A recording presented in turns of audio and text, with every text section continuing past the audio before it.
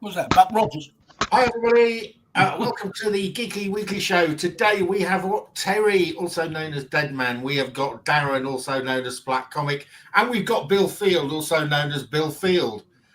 So I like that, actually. I'm good with that. I thought his nom de plume was Purple Haze. My nom de plume is Purple Haze. Thank you for asking. And our broadcast today is while he's driving along. Yeah, does he drink and drive? No, I'm not driving right now. My better half. Oh yeah. So, and she chooses to be anonymous. Thank you very much. But she's nodding her head. Yes, anonymous. Lovely Blanca. She's. Where are you going, Bill?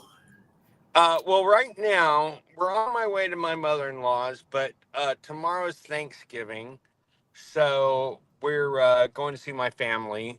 Not too far out of town, so we'll be back and forth, but it should be fun. Should be, you know. That it's funny. Some of my family are Trumpers on that side of the family, but I don't think we've ever discussed politics at Thanksgiving. Thank God. Probably not a big idea then, Bill.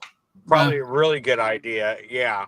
But they're great people. I love them to death. And the people I'm really close to in the family do think like I do. But there's a few yahoos from deep Texas, as they call it here.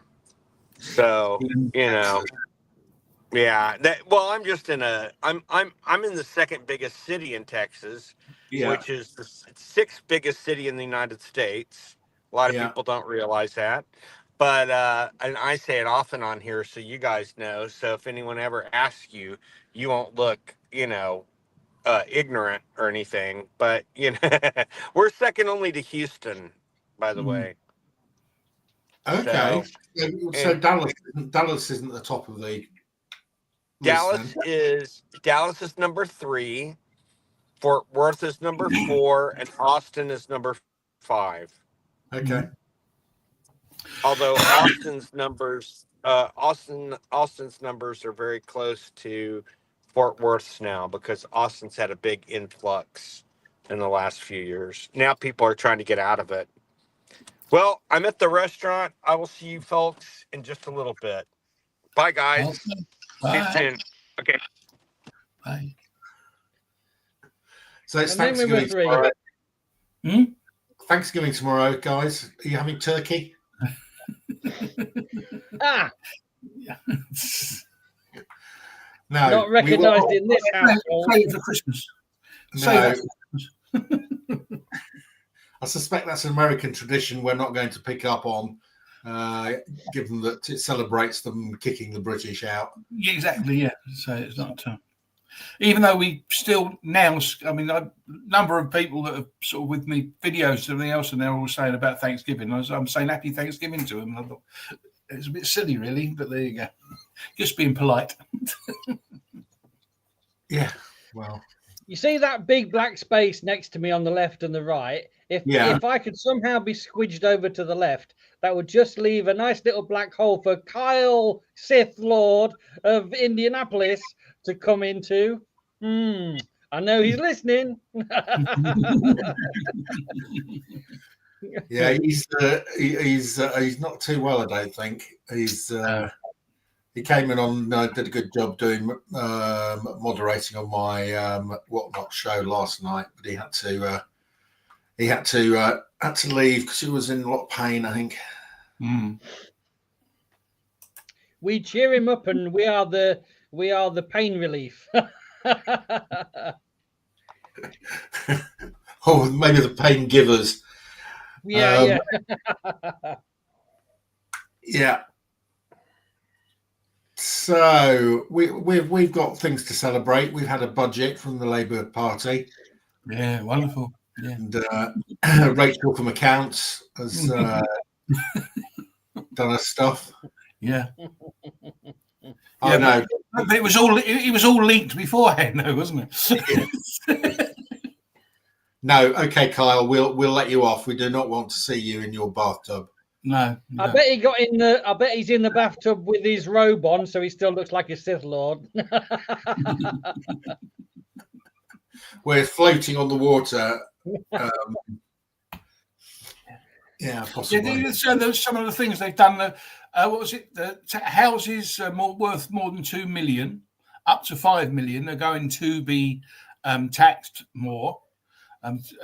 But it's not going to happen until 2028.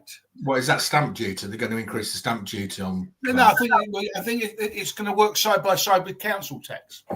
Okay. So it's a really shitty one, Mark. This one because. But what I'm saying is, it says 2028. Well, they'll be out by then, with any luck.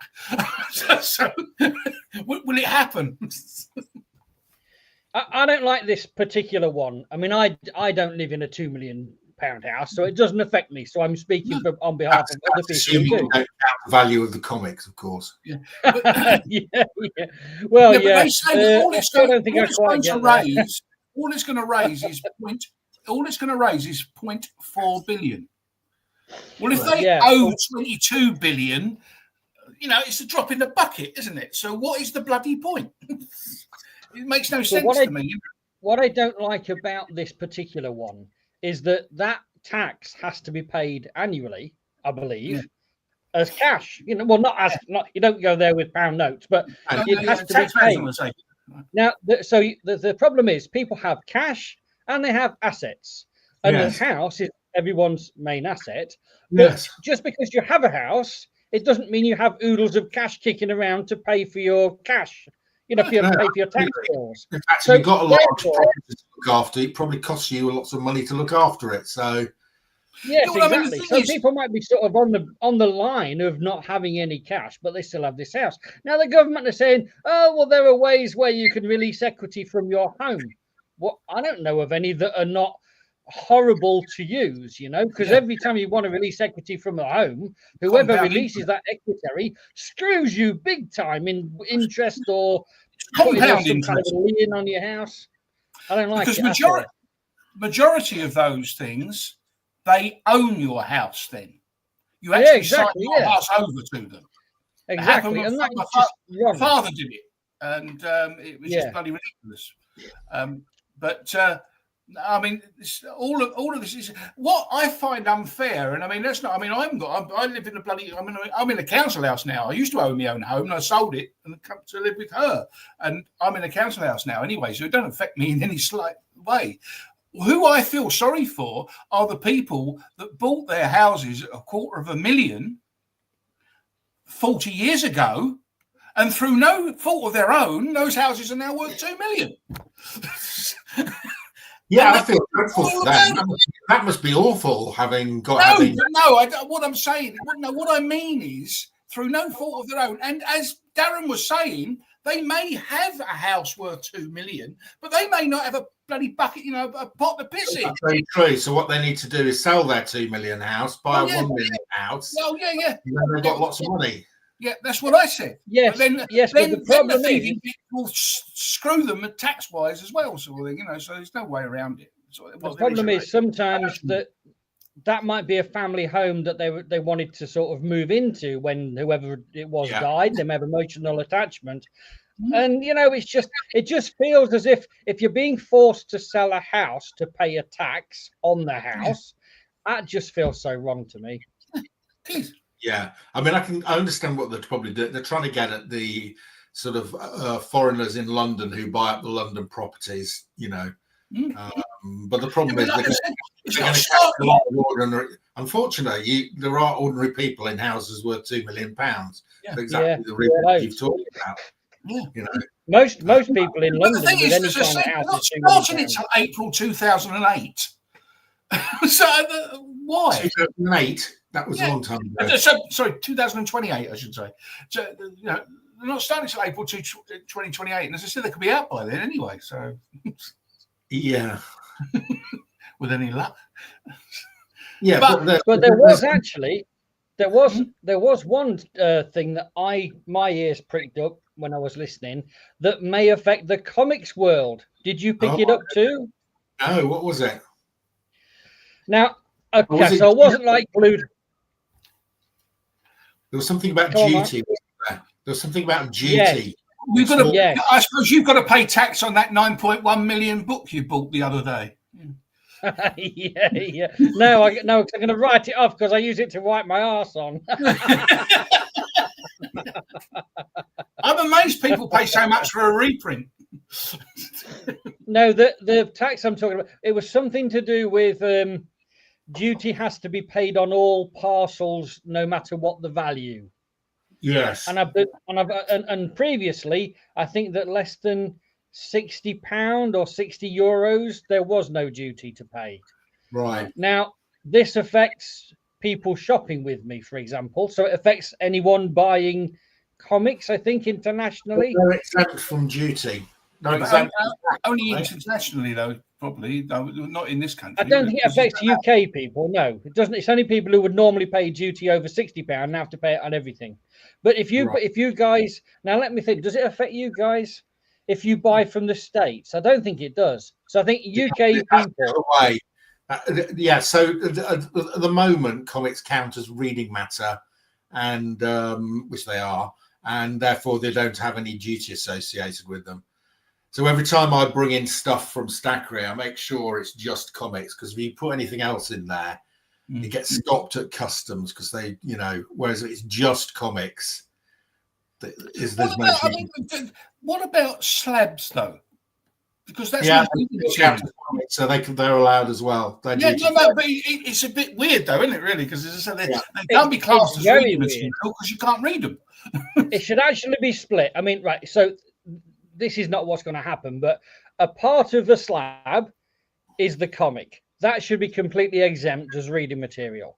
But the service and the slabbing and the value, that bit there, that should be dutiable, because that's not a comic, it's not reading material, it's a service of grading it and packaging and so on, and slabbing it.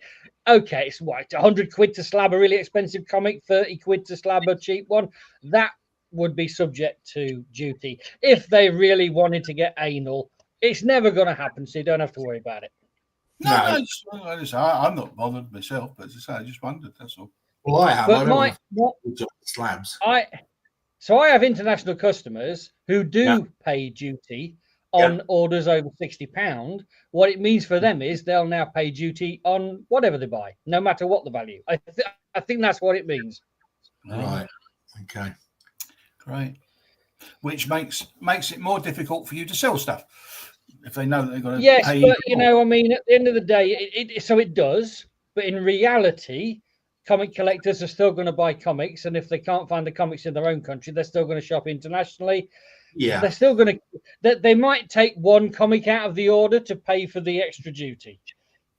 Out of their own cat. This is what's so stupid about these things at the moment. I mean, so the other day I ordered a comic from Germany because it was cheaper than buying it from a guy in this country. Yeah, I bought it from Germany as well. It's bloody stupid. Yeah, it can be done. It's almost the same as it is from buying it in the UK. Yeah. No, so I mean, say it was just weird. I mean that. The postage, the postage posting the price of the book was something like about £20 in the UK. I got it for £9 from Germany. Well, check this one out then. I had one guy in the last 3 weeks or so. One of the first orders of the sale was from Australia. And the guy bought about 4 comics for about, 20 quid, say, total 20 quid, and paid 20 quid postage. It actually cost me 23 quid postage to send it because Royal Mail's changed their prices. But then, a couple of weeks later, he did exactly the same thing again. Well, why didn't the guy just save his money and buy them all in one go? And then maybe he got the first ones and thought, these are really good. I think this guy's a good one. I'm going to have another look. Well, he may well have done that because they were all from an indie sect. Well, they're all Transformers comics, actually. So, were they Transformers? Yeah, were they Transformers? Anyway, there was something like Transformers. He might not have been all the same thing. No, they were not Transformers. Stargate. Stargate, okay, so that's quite rare. So they probably haven't got them at all in Australia. So so he pays twice what you were asking. Your prices are pretty decent anyway at the moment. So He was Well, they are good. It's half price, so the half price bit paid for the postage. Yeah, yeah, But what I was exactly. saying is, if he'd have bought them all in one go, he'd have only paid one shipping. He paid Yes. for 2 lots of shipping in a 2-week period.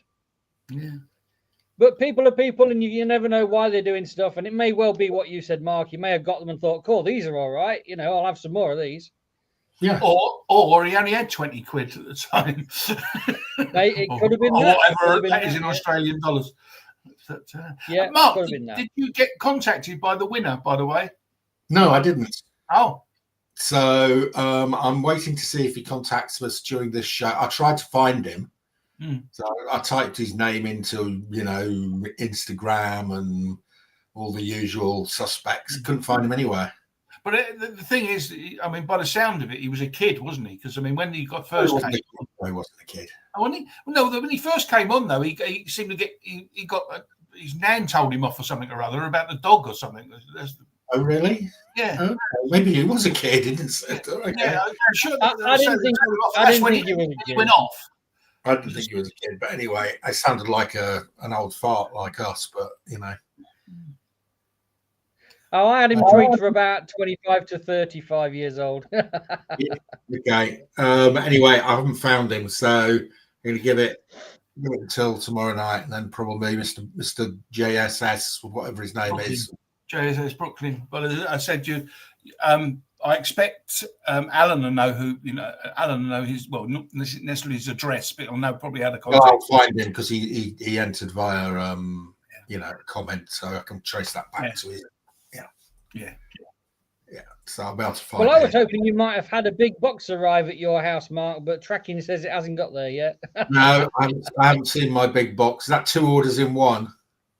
Yeah. It was my original Should order. get there tomorrow with any luck. That'll be nice. Thing to look forward to. A big splat box. That's going to be a monster video. Yeah, sorry I didn't watch your live, by the way, Mark, and with the Monday thing. Madam wanted to go out for something to eat, and for some unknown reason, she decided to stay out for quite a while. Usually, you don't have something to eat, and she wants to go home, but for some reason, she didn't. And my phone is cack at watching things like that. But it usually runs out within 5 minutes. Power. But so I think of the opportunity now to do it. Are you going to be doing them live regularly now? I think we're going to keep doing them live, although I get less views on it because when we did the split shows, people came from Alan's show over to my show to watch the other half. Yeah. Whereas, of course, I see you're only doing it live on one of you. I didn't say you're only doing it live on one. No, we're live on both channels. Both channels. It simultaneously goes out on both channels. But you're doing the whole show. What Alan's channel, he gets the views for. Yeah. And of course, they've watched the whole show, so they don't need to come over to my show. No. So, so we used to get about 200 views for that show. I mean, we're getting about 120, 130 now. So, but I mean, that's fine. I'm not. Yeah. It's a bit more interactive and it's easier to do it. There's slightly less preparation involved. I don't have to record it on a Saturday afternoon and do all the editing and everything. Yeah, well, that's right. There's no editing needed or anything, is there? So as to say, you can, any blips or whatever the case may be, sort of all there. I really like the thumbnail that you used for today's show, and it's done the trick because we've got 7 viewers. We've got 7 viewers. Wow. Well, why aren't they commenting then? Well, that's what YouTube says. I've just had a quick look. Anyway, so we'll see how it goes. So, right, what was I going to ask? Anything to show us this week, Terry? Well, I had an idea. As you see the back of me there, you see the little coloured strips and everything. I've got from 1957, and I've managed to get down to 2007 at the moment. I've got the other, 18 years to do. But I was wondering whether, if the people are in the chat or yourselves or anything else, like pick out a year and a collection, like a Superman collection, an Action Comics collection, Man of Steel collection, or Avengers of Superman collection, a particular year. And obviously, Right. Adventures of Superman won't be. Which years have you got? Pardon? Which years have you got? From 19. Well, at the moment, I've managed to band up 1957 through to 2009. I've got the others to do. But anybody wanted to pick out a year and a thing, and then I could pull out whatever. Right, well, some have got 12 comics in, some have got 8, some of them have got 16. It depends. Let's go for so 1959. That's the year I was born. Yeah. And let's go for Action Comics. Action Comics, all right.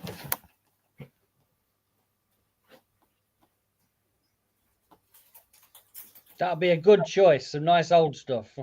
Yeah. Was it monthly at the time? Yes, yeah, Action was monthly. I think Action's always been monthly. Just say, apart from Action Comics Weekly, of course. So we've got 12 issues. So there'll be 12 issues, unless they didn't do annuals at this early stage. So yeah, there's 12 issues of Action from January to December. Okay, I'm going to make a that. All right. Okay, so this is number 248. Congorilla. Yeah. Are these in order? So that's January, is it? Yeah. Oh, you're really geeky. Right. I think we also need to pick our favourite cover from the year. Yeah, that's a good idea. Yeah. There's 249, the Kryptonite Man. Well, I mean, there's a big one coming up, so. And this actually was owned by Brian Bolland. Oh, this is from the Brian Bolland personal collection. Yeah, this is one of the ones where in my video I thought you must have read it in the bath because it's got water wrinkles all the way down here. And then we have 250. What's going on there, Terry? That one, it's Superman in the Eye of Metropolis. It says, Clark Kent, as millions watch this TV program, I challenge you to deny that you are Superman in disguise. Doesn't this Army newsreel show you in action? And Clark is thinking, if I don't tell the truth, the lie detector will reveal it. What can I do?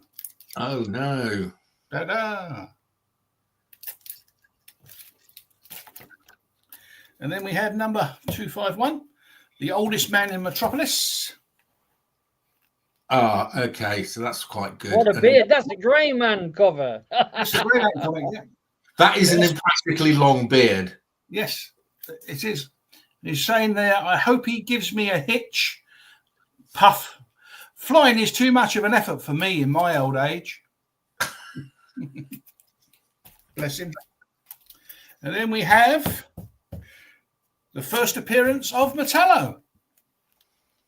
Ah, hang on a minute. Isn't that the first Supergirl? Yes. It was also the first and last appearance of this particular Metallo, because he died. Oh, right. Okay. And the first appearance of the real Supergirl. There's a Supergirl that appears before this, who's not the same one, isn't it? Yeah, that's in Superman 1, 2, 3. Yeah. Yes, it says, great guns, a girl flying. It must be an illusion. Look again, Superman. It's me, Supergirl, and I have all of your powers. Now, that's an expensive comic. Yes. Mm. Yes, where did you get that one from, Terry? I got this from a very nice man from America who was in the Silver Age. They changed the name of it now, but it's a Facebook page. It's Silver Age Collection or Silver Age. I can't think of what they call it now. I know they changed it. But when I used to put, when I was collecting back down all these years, I used to put, every time I completed a year, I used to take a photograph of them, and then I used to put them on that site and say, all right, I'm at 1950, and I've got all 1960 now, or I've got all 1959 or whatever. And then I said, well, I think I was down to 1961. And I said, the only thing that's worrying me now is 1959 because of issue 252. And also the year previously was 242. And someone just came on there and turned around to me and said, I've got an extra copy of that. I could do you a deal if you want. And Yeah. we went on message each other backwards and forwards, and he offered it to me at such a silly price for what people were asking for. So I have to tell you, Terry, that was one of Alan's 5 spec comics for 2025. Yeah. And I had a look at that today to see whether it had gone up or not, to see how he was doing, to see whether I was going to beat him on the spec comics again. Yeah.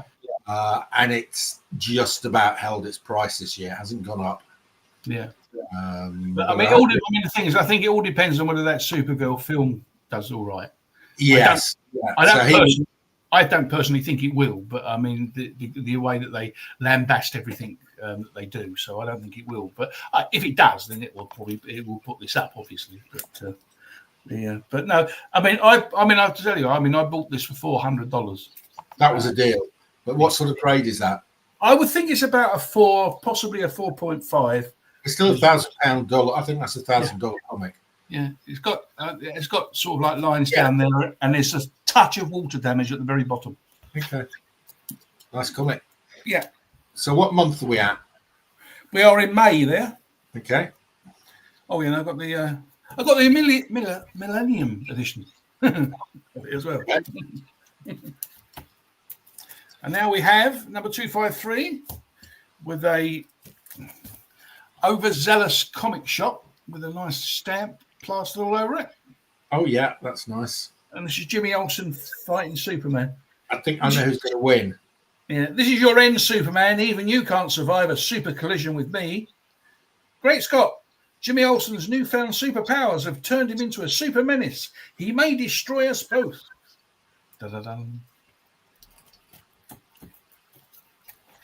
And then we have a first appearance. This is the first appearance of the Bizarro 1. Oh, okay. I know it's not the first appearance of Bizarro because that was in Superboy, but this is the first appearance of Bizarro 1. And it says, Kryptonite rays kill you, but not harm Bizarro. Nothing can hurt Bizarro. I am a real Superman. He's right. No power on earth can conquer that super creature. So this is a good year then, isn't it? We've got some big comics here. Yeah. And then this is the first appearance of Bizarro Lois Lane. Wow.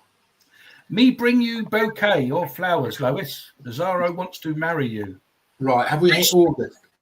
Pardon? Is that the August issue? This is August, yes. Oh, that's my birthday book. Yeah. Great Scott! Does that creature of steel mean the real Lois or the imitation Lois? Which one is Bizarro in love with?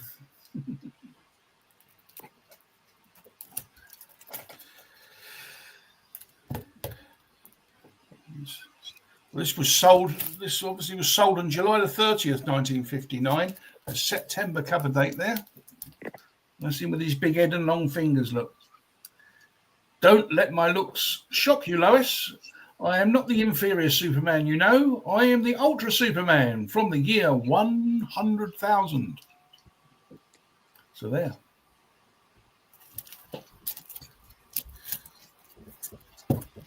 And then we have 257, Clark Kent, the Reporter of Steel. Thank me, Kent. You're not timid and weak anymore. My ray has made you a second Superman. Yes, thanks, Luther. I must pretend his machine works or he'll know I'm Superman. What? Well, he thinks he's giving him superpowers, but of course he's already got them, hasn't he?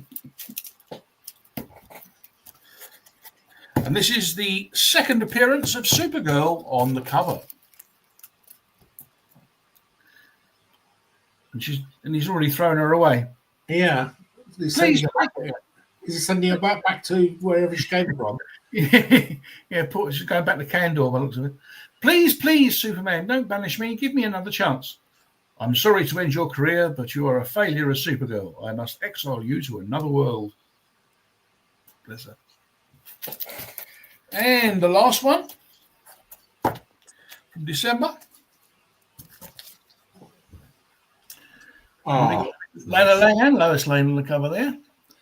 That fiend Luther. The instant I save one girl from his false barrier, the other girl automatically dies. Which one shall I save? Lois Lane or Lana Lang? Save me. Remember, I was your childhood sweetheart in Smallville. No, save me. Oh, who does he save? Ooh, and that's the end of 1959. Okay, that was a good year. Yeah. So, which is your favourite cover, Terry? You're going to go with the first appearance of Supergirl, aren't you? Of these, actually, I think I prefer this one, to be honest. Yeah, I think I prefer that one as well. Which is my favorite. I think the last one you showed with Lana Lang and Lois, yeah? Yes, I like that cover. Yeah. What's your favourite then, Darren? Well, I mean, I'm only really interested in the value, aren't I? So 252 is a winner for me. 252. 252 is the winner for you. What's your favourite, Darth? I just ran off to try and find one. I've got one in the house somewhere. Bill, it was in Bill's stack, but he ended up not taking it, and I've lost it. So another lost comic. What, 252? Yeah. Yeah. My preference was I've lost your stack for ages. my preference was the Bizarro Mark cover. The Bizarro one. Yeah, Mark's birthday cover. Oh, yeah, that's quite nice. What issue number was that, Terry? I need to go and find that. The Bizarro one. What month was it? The Lois Lane Bizarro. Lois Lane Bizarro is 255. 255. August 59. 255. Don't I have an Adventure Superboy date stamp from August 59? Mark, you said it was like 10 days away from your birthday or whatever. Yes. Yeah. We have that somewhere. Surprised you didn't want to pounce on that one. I know it's not quite your birthday, but have a date stamp comic from the month you were born. That'd be super cool. Yeah. I got stoked when I found one date stamped for my birthday month. Yeah. Yeah. Even if it was 2 years later, he's like, "Hey, this is still cool." Yeah, well, that's the thing. When I was looking at the January 57s, Batman hasn't got one. There's no Jan 57 on Batman. They didn't use that. No, because sometimes they're missing, aren't they? Sometimes you'll find monthly. Detective's all right, Action's okay, and Superman was all right, but Batman there isn't. I think it's March. I think it's March. But the weird thing is that I think it's the April issue actually came out on January the 7th, just a day after I was born. So that's about the nearest comic there is to my date of birth that actually came out on that. Not the cover date, but the actual time it came out. Yeah. Anyway, I thought that was shit. Right. The light's fallen down. 1959 was a big DC year. Yeah. First Green Lantern, first Supergirl. Yeah, it was. Yeah. Pretty solid. 66 though, that'll be hard to beat. 66. Silver Surfer, Black Panther. There's just a laundry list. And Marvel wise, DC wise, it was pointless, but Marvel wise, 66 was a pretty big year, obviously. Yeah. The biggest years are 61 and 63. 63, you got to go back to the golden age to beat 1963 as far as character introduction goes. But did anybody see that game? You say there's 7 watching, but nobody's talking. They're silent. Quite a lot of people just like to watch. Is one of them you, Darren? One of what mean? No, because I wasn't watching it. I was only went to see the very front screen without going into it. I was watching when there was 7, so if there's still 7, I dropped off. So somebody else came in, but yeah. Right, guys, I bought a lot of a lot. It was a 70. I think it cost me. It was about 60 quid. I won a lot. So it was an auction at a place called Bourne End Auction Rooms, which is about an hour and a half's drive away from me. Did you win that Chaplin book, Mark? No. How much did that go for? It was over 300. I think that lot went for over 300. Well, yeah, I mean, with that being the first issue, anybody that figured that out, that's a beast unto itself. Yeah, I was tempted.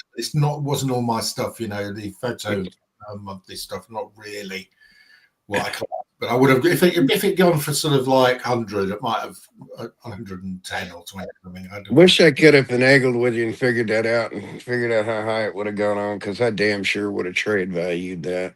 Yeah. I would have given you 300 American trade value on that thing without even blinking. Oh, well, you should have told me that. Without even blinking. But I mean, then we're dealing with some severe shipping cost and crap like that. But yeah, exactly. I mean, I thought it was great till I saw it was the first issue of that. And I thought, holy shit, would that be an owner? But, and it looks in reasonable shape as well. Yeah. Yeah. And it's actually considered a comic book too. That kind of bends my brain a little bit. So in this lot, there was about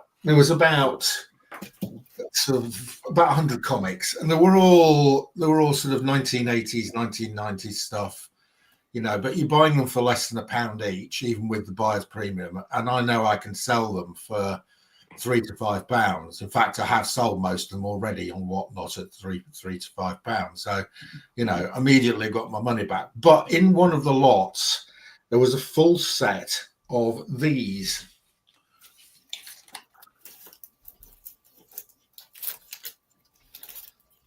Does anybody know what this is?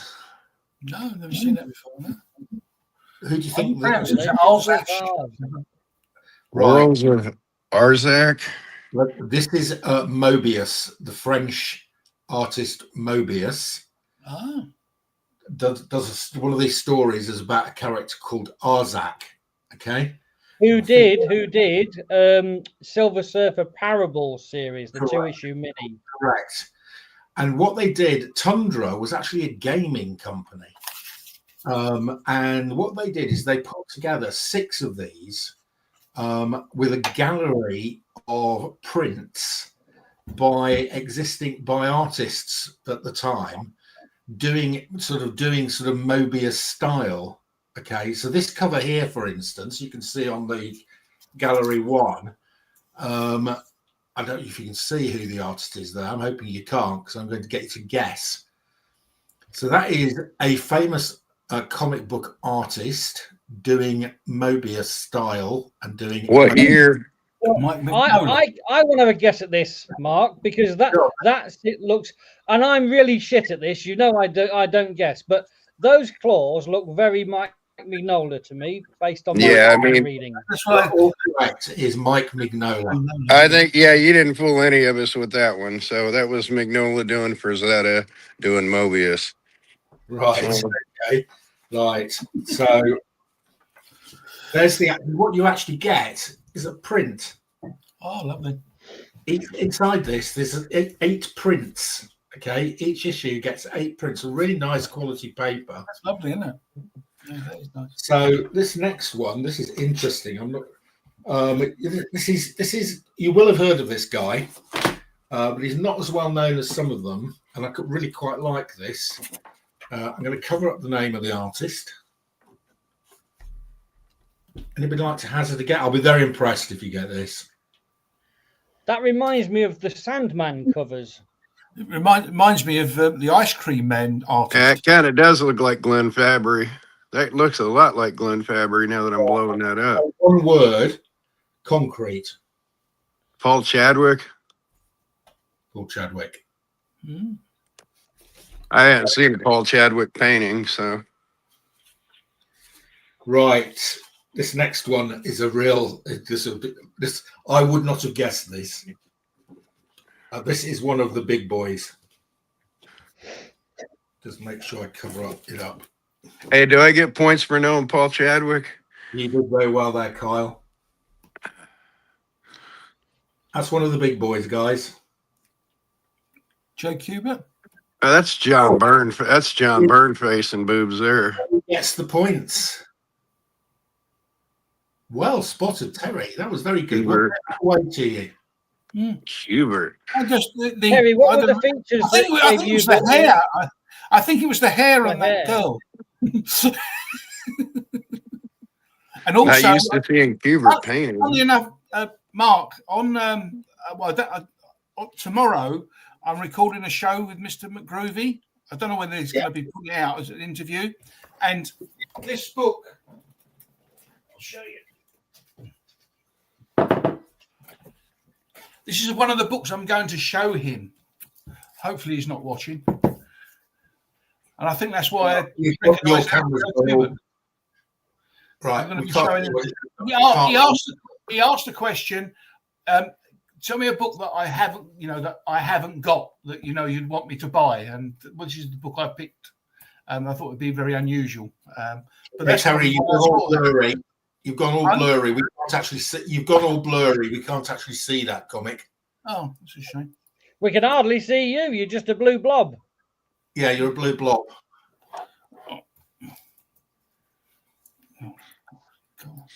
Wish I was still upstairs. I'd pull out my Kubert autograph, but Oh, for Christ's sake!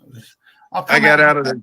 I'll come out. I got out of the tub to be on this. All I'm wearing is my robe right now, so I'm just air drying for the most part. But figured Darren wanted me on, so I'd put on my robe and got my pants hanging back here waiting. So I'm not in the bathtub, but I came on bare-assed. Oh, well, thanks for letting us know, Kyle. Yeah. Just wait for Terry to come back because he's doing quite well spotting the artist. I couldn't believe I messed up Burn for Kubert, but I was looking at the nose and the boobs. I wasn't looking at the general. Like Kubert and pencil, you can't mistake, but in painting, you can mistake a few of them. Can you see that now? Yeah. Yeah, we see it perfect now. Well, that's why, as I said, that the lines on that, the hair and everything else sort of thing. That looks like it's a Joe Kubert cover to me. Pardon? That looks like Joe Kubert to me. I've only just, as I said, I picked this one out, and as I said, I've only just stopped reading, looking at it, and I think that's probably why I guessed that Joe Kubert there. But this is a brilliant book. I mean, it's based on a true story. Oh, that's great. I love the artwork on that. It's all inside is black and white. It's just a Joe Kubert black and white sketchbook, really. Brilliant. It's a lovely. It's a lovely. It's a war story. You can't really say lovely, but it's brilliantly written. It's brilliantly drawn, and it makes you cry because it is so real. Right, this next one again, I'll be quite impressed if you get this.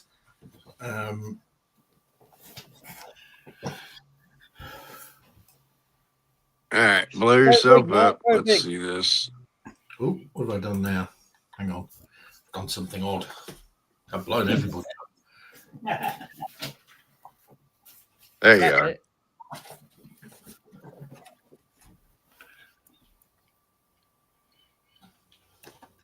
P. Craig Russell? No. Anybody else like this is tough. I mean, you can definitely see their homage in Mobius there, but yeah, that is Brian Talbot. Oh yeah, I would have never got that one.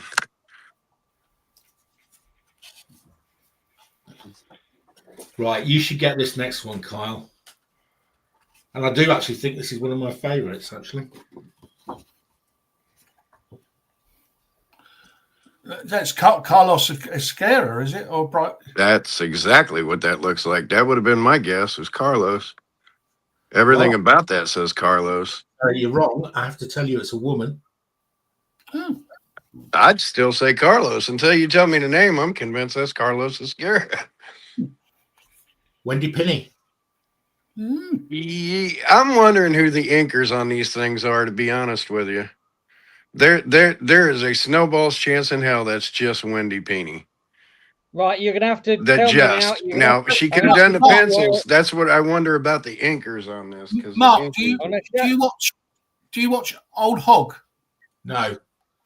He just showed his latest video video before last was showing a Carlos Esquerra massive great book. They did all the art from 2000 AD in it and everything else. Yeah. And I mean that. what you've just shown there is almost identical to one of the covers. That's why it said Carlos Cascara. Well, it says Wendy Penny. Yeah, I mean, she draws cherubically with the faces and things like that. And like, if I think Wendy Pini, you can spot hers by the face alone. So it really makes me wonder who the inkers were on these things, because they, So I've got a again, when you're question painting something or have a digitize something that's painted, It- cover up a lot of yeah, pencil work. But all Yeah. it is the the artist.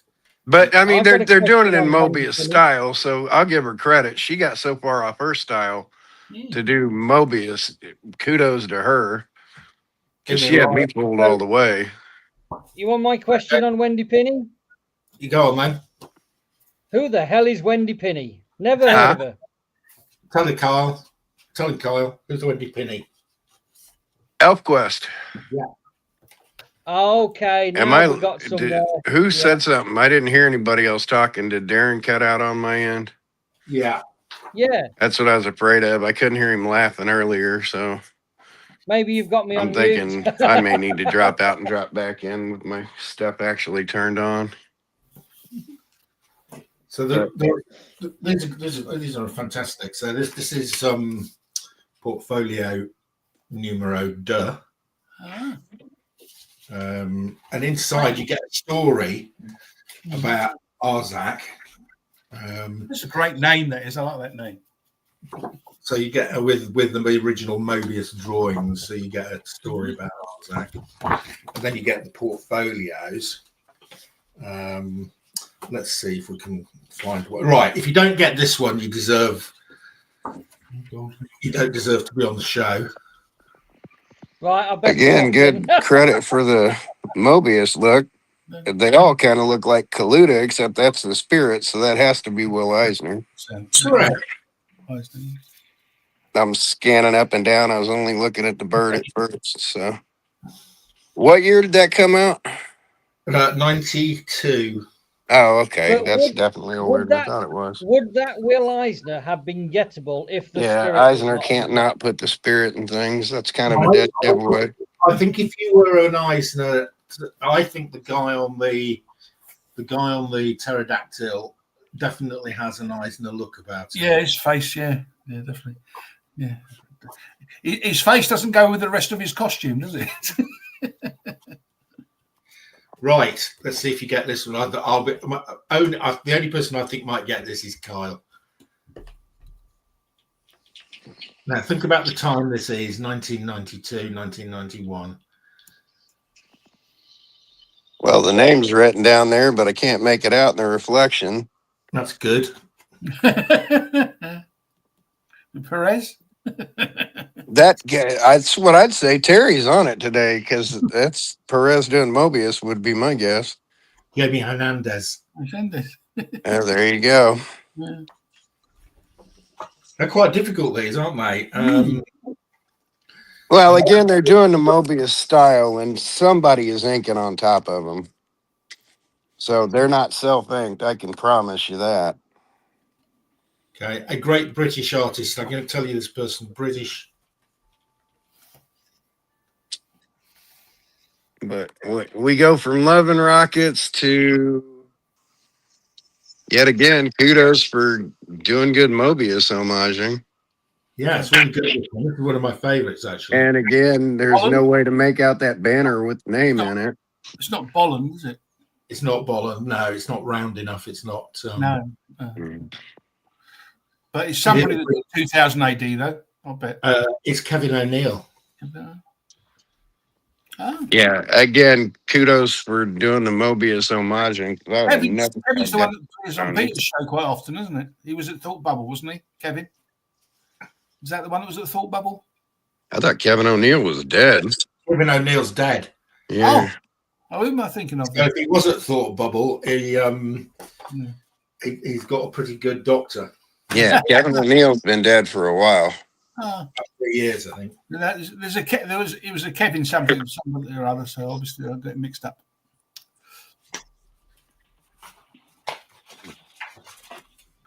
Here we have portfolio. I'm just picking out some of the ones that I think you might be able to guess. Here we got in this one. Okay, a couple of ones you should get. Okay, before you get too far into this, I'm gonna drop back out and drop back in to see if I pick things back up. I'll be back in a second.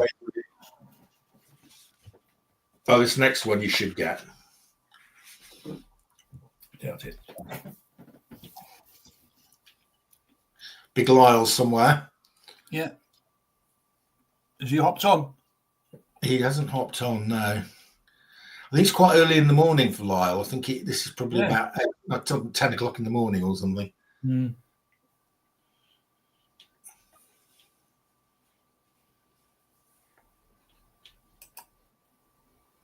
What country's that? It's the Pacific, I suppose. It's in northern Canada somewhere. Okay. All right, I'm back. Can you hear me? Yeah. Yeah. Darren, are you there? I think this is one of the more gettable ones. I still can't hear Can Darren. you hear me? Oh, no. I heard Darren. There we go. 12:52 p.m. It's 1 o'clock in the morning. I don't see how that's gettable. Good Mobius homage, but again, that screams Frazetta too. Actually, I think this guy always reminds me of the English landscape painter Turner in some of his stuff, and I think this is very similar. No, Bill Sienkiewicz. again, good Mobius and homage then, because I'd have never pegged Sienkiewicz. It's in British Columbia. So. I don't know why Bill hadn't got him on the show yet. He's a press whore. So as long as you don't get his name wrong, he's really cool.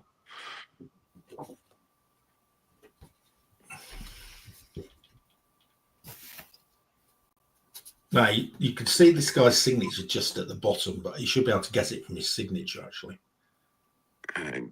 No, without blowing you up. Okay, I know the signature, but I wouldn't have guessed it unless I saw the big O. The big O. So tell us who it is, Darren. Simonson. Correct. Yeah. Oh, Walt Simonson. Yeah, that's okay. That one's kind of a dead giveaway now that I'm thinking of it. Well, that's kind of weird. Is that I recognize the signature, but not the art. Well, his Jurassic Park comics from Topps are insanely good. Insanely well, the good. Walt Simonson I know is X Factor. Yeah. Well, and Thor, obviously. But And some Thor, but that was too early for me. Right, another British guy. Oh. man, that is a serious heavy metal homage. What's with the damn birds? I'm gonna know that. I'm gonna know it when the name's there. I can't see. I can see him in my head, but I can't think of his bloody name. See, now that I would have thought Fabry too. So, No. but it's how they're painted. When they're painted, it just kind of. Then again, saying that, is it Bolland? No. Dave Gibbons, yeah. That's who I'm Gibbons. Who? Dave Gibbons. Dave Gibbons. Oh, yet again, I mean, heavy on the inking because Gibbons doesn't ink too deep. So. Yeah, I don't know how they did these, Kyle. They obviously went out and went to all these artists and say, do us one of these in the style of Mobius. They are very nice, though. If I had to make an educated guess, I'd say Mobius. That's got to be Bolland. I'd say part of the deal was they drew it and then Mobius inked it. If I had to make an educated guess. Carlos Esquerra, but it wouldn't have been him because he would have been dead when they asked him to do this, I would expect. Steve Bissett. Bissett, yeah. No, yeah, if I was a betting man, somewhere in that you're going to find something that says they're all linked by Mobius. It's possible, Kyle. It doesn't say that on it, but I know what you mean.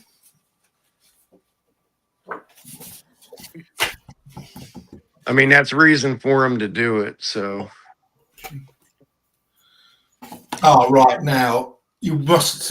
This next one, I would. If you'd done this with me, I would have been able to get this one. It's the cover of number 4. That screams Frazetta too. You could tell Mobius was influenced by Frazetta. It's not Frazetta. Buscemi. I think this is obvious, and you've not got it. You can definitely see this guy's style. Yeah. Not that small. One. No, nobody's nope. got it. Richard Corbin. I got it, but not from knowing the art. I got it because there was a list of 7 artists on the page you looking down, Yeah, and I thought, the one that I most associate with you knowing it is Corbin. Yeah. But I needed the list to guess. But you got it by your Sherlock Holmes. Sherlock Holmes. There you go. Comics. Yeah, that's where I'd say it again. I mean, you can see it. If Corbin inked his own work, you couldn't mistake that because it'd be much thicker. So somebody else inked that. It's funny actually. I would really struggle. I would struggle to tell you any comic or title that Richard Corbin had done. Say what? Mark, the guy is sitting there. Yeah, well, because on that last one you showed. I'm not very good at it just reminds me of Monty Python, Terry Gilliam. It does a bit, yeah, yeah. Well, he was influenced big time by those guys. Yeah. He was influenced by Mobius and Frazetta. I mean, you can trace the styles right back. Now, this one as well, I know a bit about this guy, and I know a bit of his comic art because there's a guy at London Comic Mart who always comes up to me and says, "Ooh, have you got any of this artist?" Now, see, just with that statement, I would have thought you were talking Corbin. No, you don't know. This is another. Yeah, that does happen to me at London Comic Mart, but this is another one. See, now that looks like light like Kaluta. It's not. But Kaluta's from that same artist pool. P. Craig Russell. That's the second guess. That would be the second guess, yeah. Well done, Terry. Terry, you're winning at the moment. Terry's blowing me away. My guess on P. Craig Russell was like 6 pages ago. So, yeah, I would have thought Kaluta, then Russell, then God knows who. And he's just from literally right down the road from me. Like from my mom's house to where P. Craig Russell lives is about like a 20-minute drive. He's still alive, as far as I know. I mean, he lives on the border of Ohio and Indiana, right straight down the highway, right down the street from me. Okay. Right. This is another one. If you don't get it, I'm going to probably shoot you. Uh-oh, I'm dead. Oh my God! Okay, I know this one. I know it. Yeah. Gee, that one's a tricky one. Is that Aragones doing Mobius doing Aragones? Yeah, by the looks of it, I reckon he inked that as well. The easiest one, wasn't it? Yeah, you could have held that 10 feet back, and I think everybody would have pegged that one. That's a lovely scene. I've never heard of, Kyle. Have you ever heard of this guy? I quite like it. It's a guy called Timothy Truman. Tim Truman, yeah, from Scout. Timothy Truman from Scout. I'm trying to think of the bigger name comics that he did. Oh God. He worked at Eclipse and stuff like that. Scout was at Eclipse. He gave McFarlane his big break into the comics. God, what big company? He did DC stuff. Yeah, so Craig Russell's getting on a bit, isn't he? If he was born in 51, he's in his 70s. Yeah. Yeah, there's a lot of local contenders. He did, according to this, he did Hawk World. He reinterpreted Jonah Hex as a horror western.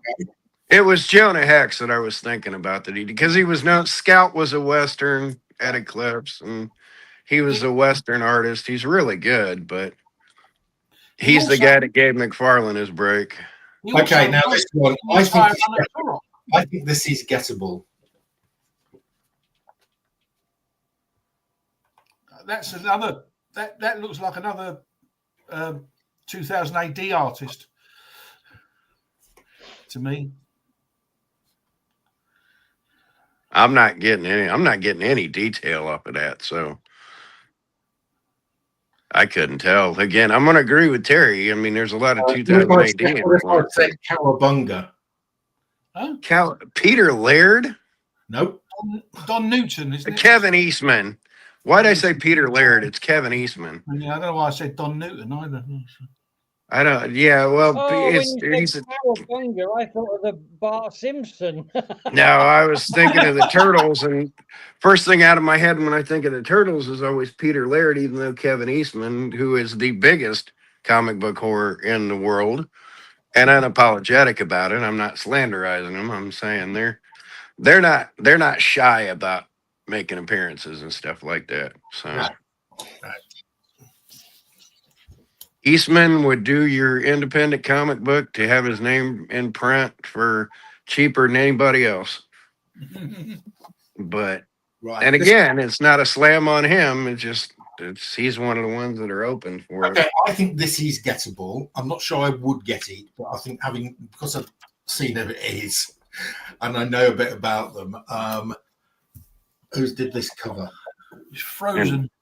92 Eastman would have been huge. Whoever it is, again, a nice homage to Mobius, because that's what I'm getting off of that. Look at the boobies. I'm getting Mobius. I'm not getting anything else out of that but Mobius. Died young.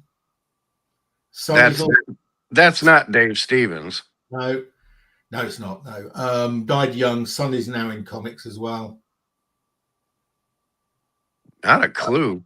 Mark Bode. Oh, yeah. Well, yeah.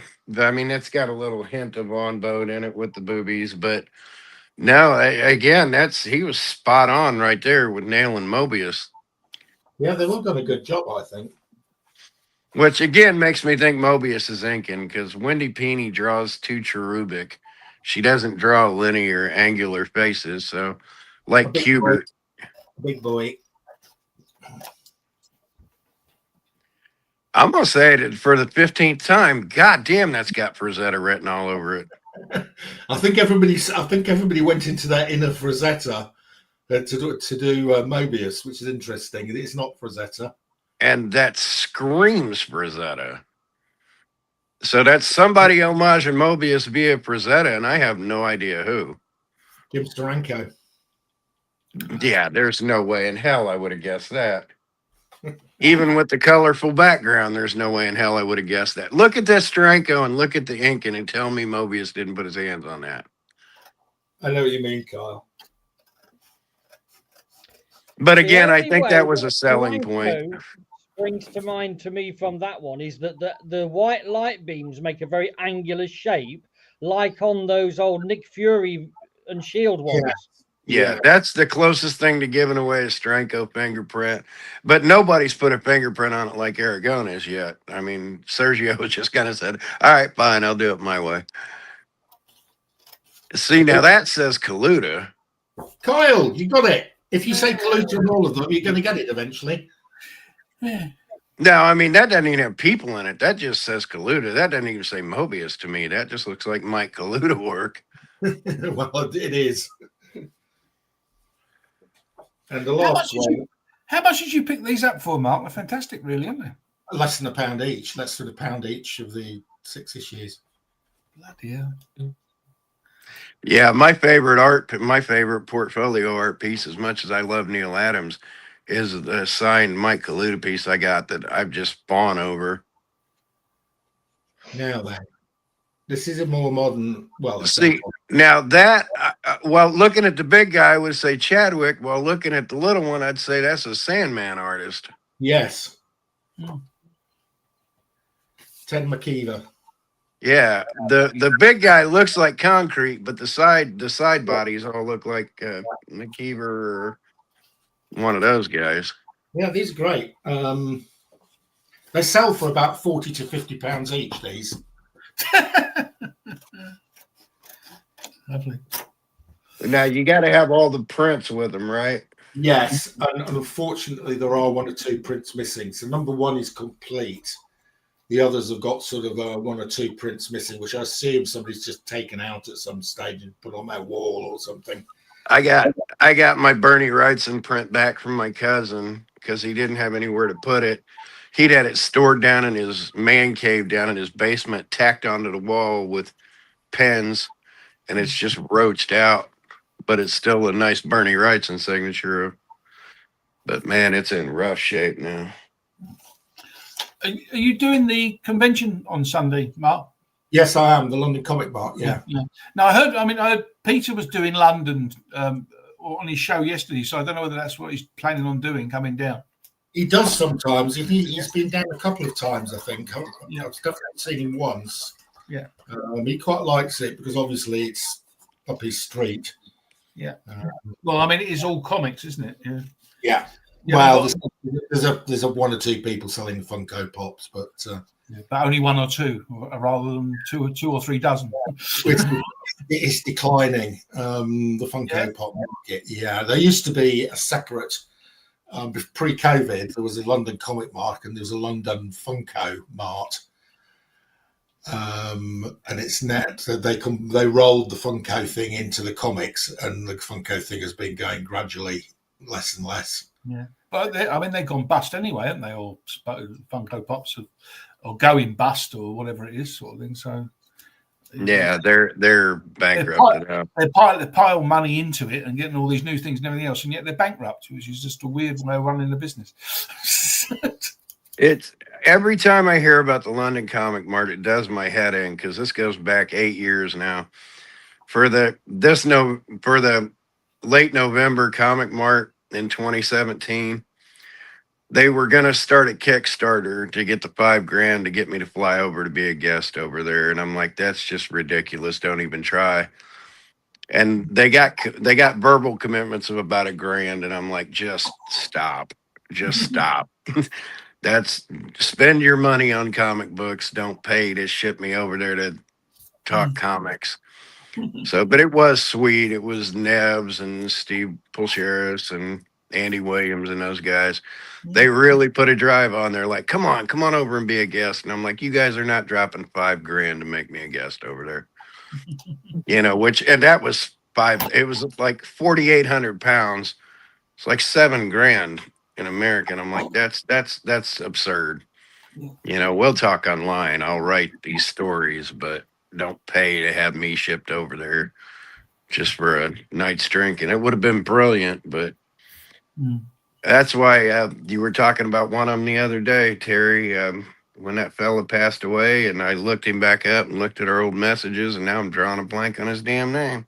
Colin, I always want to say Knightley, but Colin Noble was one of them too.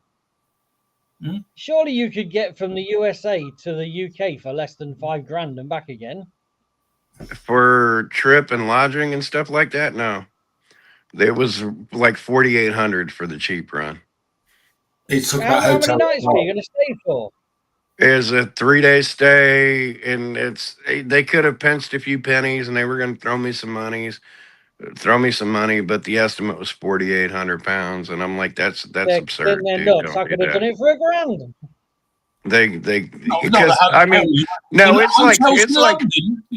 like $1,500 for a one-way trip now. Back then, I think it was $1,000 per hop. It was $1,000 to fly over, $1,000 to fly back, hotel room, appearance fee. They were giving me appearance fee money and stuff, and I'm like, you guys are being silly. Colin Noble, biggest sweetheart in the industry or in the collector field. I get sad every time I hear about him dying because he went out with should have been a bang, and it was sad whimper. That dude had some comic history. He would have been great on this show. He would have been absolutely great on this show. I know. I've heard that name, Colin Noble. Mark and Terry, have you? Yes, I know. I know because his best mate, I'm trying to remember his name. During COVID, he got the job of selling off all his collection for his family. Doug Brain. Yeah, that's right. Yeah, and I bought quite a bit. I bought a fair amount of it. Yeah, so I've got some of Colin Noble's And I'm in stuff. that Facebook group too, and all the time is like just like comics coming up that you want to salivate over. They're just like awesome. Yeah. Well, Largely he was UK stuff, but just awesome. he was incredibly knowledgeable. Had an So amazing collection. It was really British UK comics as well as US. well, again, I mean, these are my co-writers and stuff on Fanzine. I mean, I wrote over there for like 5 years before I stopped.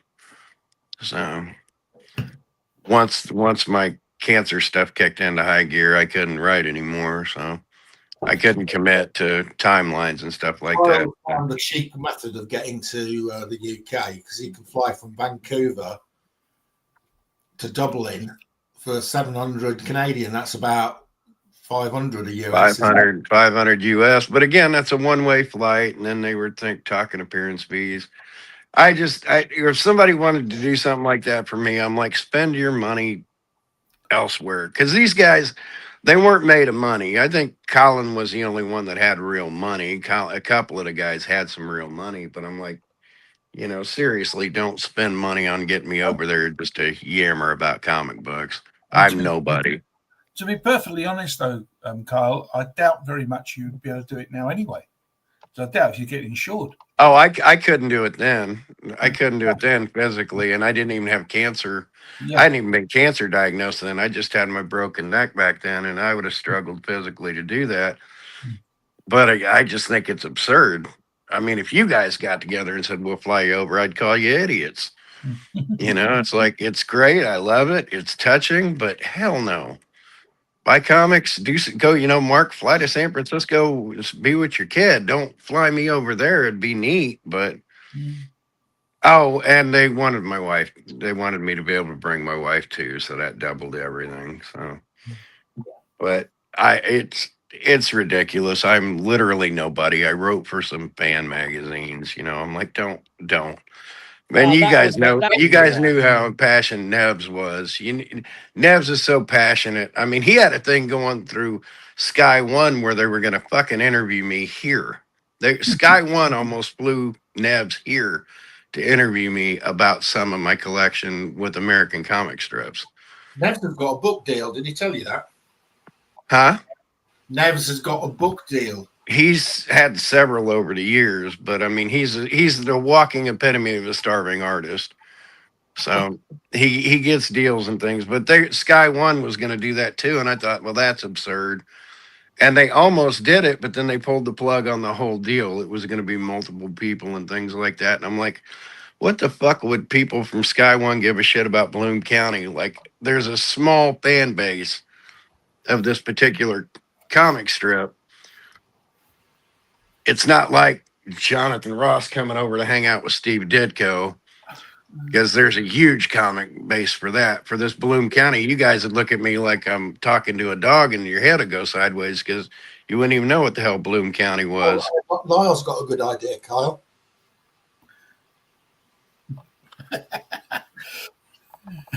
Yeah. We all know I would have an argument with the Secret Service the minute I got within a half mile. Well, you don't know Kyle. He'd never arrive. He'd disappear. He'd disappear into some Guantanamo Bay and never be seen again. Yeah, no, I'm entirely too opinionated there. I've given too many presidents and vice presidents my opinion. That one, I would punch him in the fucking mouth on camera and laugh in his face as he fell down whimpering and fuck him. And that's the nicest thing I could say. Yeah, I can imagine. Yeah, he's a big fan, is Kyle, of Mr. Trump, President Trump. Fuck him. Fuck him. Fuck his whole cabinet. Fuck all of them. They're not going to reactivate me to court-martial me for anything. Fuck them. This my First Amendment right to say fuck them. And notice I said punch, not anything else. So I'm not inciting violence. No. You was talking about the magazine. Big old fucking fraud. You guys, I'm dressed for it. You guys want to see what a bullet wound looks like after 30 years? No, thanks. A 30-year-old bullet wound still has scars, but one on the ear, where if you get cauliflower ear in your teen years, it still has swelling 50 years later. But if you get shot and it's split, look, I got my ear pierced in 1981. You can still see the hole. Did they charge you for the piercing, Kyle, or did you get it free? I got a face full of my buddy's girlfriend's titty for that one. Okay. So that was a nice little trade-off. Now I got it done in her bathroom and with an ice cube and a fucking lighted up needle. Always classy, Kyle. Oh my God, I was a little pervert back then. You know, it's like, oh my God. But she was doing it on purpose. And it was killing me because I knew she was doing it on purpose. And I behaved. But boy, I was going through puberty. So I was tap dancing in my head. So like, hell yeah. This girl, this movie, oh boy. I haven't changed much in 40 years. About the same. Darren, you're about to do there you something. go. Stick me. I've got a present on.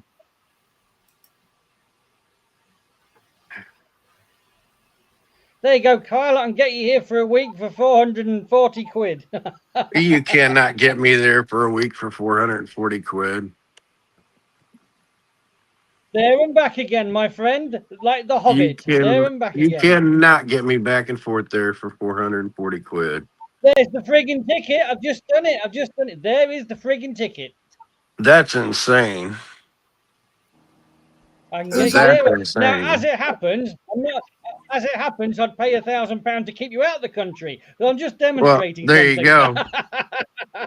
Hey, I'd take that in a heartbeat. Honestly, if they'd have thrown me numbers like that, I couldn't leave the wife behind. But, you know, yeah, if they'd have thrown me numbers like that, I might have let them go ahead with it.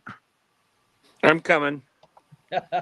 But when they said 4,800 bucks, I was like, hell no. If you both come, it'd be like a Dumb and Dumber convention. It'd be awesome. No, the dumb only comes from you, Darren. The dumb only comes from you. Smart ass. God, that makes me want to go so bad now. I'd be writhing in I do pain on too. the trip, but man, I'd love to do that. If I could have done that out of pocket, I'd have done that in a heartbeat. Kick Darren's ass. Right as he says kick Darren's ass, he walks out of Wi-Fi range. He's oh, there he is. Get nearer the house. Yeah, that's the other weird thing. I signed more autographs for it's people in the UK than I have walk here. away from the house. What, is that what they told you? The fact I fulfilled autograph requests to the UK will never cease to amaze me. In fact, I'll tell you what else. It's a lot cheaper. It's a lot cheaper to transport one of you guys to the UK and back again than it is to send a long box of comics. Yeah. It actually is. If I just put a Kyle mask on a long box and fit him in a plane seat, it'd be cheaper. Amen. So you're cracking me up today. I had all these people over there wanting my autograph. Mark gets my autograph and he just looks at it and goes, "Hey, this is a silly comic from somewhere random. Who wants to buy that?" Like, oh my God, Mark, that's my signature. People want my autograph over there. But he's right. Who really wants that, Kyle? No offense, but I've been stupefied. I've probably been asked for my autograph about 100 times, and that bends my brain. It makes no fucking sense to me whatsoever. It bends our brains more. So, no, I'm kidding. You're a hero. People want your autograph. You know, you say no, I mean, for my comic writing and my knowledge. Parking tickets you've had to sign. No. The only ones that ever made sense, I mean, some snooty poet types have wanted it, but like Romeo Tungal from DC Comics treasures my autograph. I will carry that to my grave, being touched to the bottom of my heart with that. That he loved my writing and poetry so much that he wanted something signed by me, written by me. I was That like, was oh after the head hell, trauma though that that he suffered, right? that that was a bucket list kind of thing. But that guy lavished me with all kind of gifts and praise, and I thought how wonderful, because I helped him with his writing style and some other things. Again, I wanted to get him on this show, but he's shy. So Lyle wants your autograph now. yeah.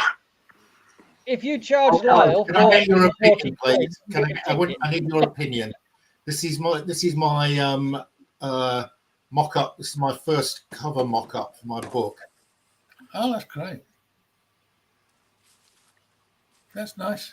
The Chamberlain's Gambit. I'm going to ask you a dumb question, Mark. Yeah. Because you're period specific, right? Yeah. Is that bow correct? Oh, that's a good question, Carl. I don't know. I don't think it is. I think you're off by a couple hundred years on that compound bow. I do too. Rather modern, isn't it? Mock-up. So that's a good question, Kyle. Well, good. I'm glad I showed you that. Yeah, the bow's too fancy. It'd be a straight piece of wood. They had some detail on them, but it's more functional. But it'd be a single piece. It wouldn't be thinned out. You need to knock that better. And the arrowheads would have been more feathery.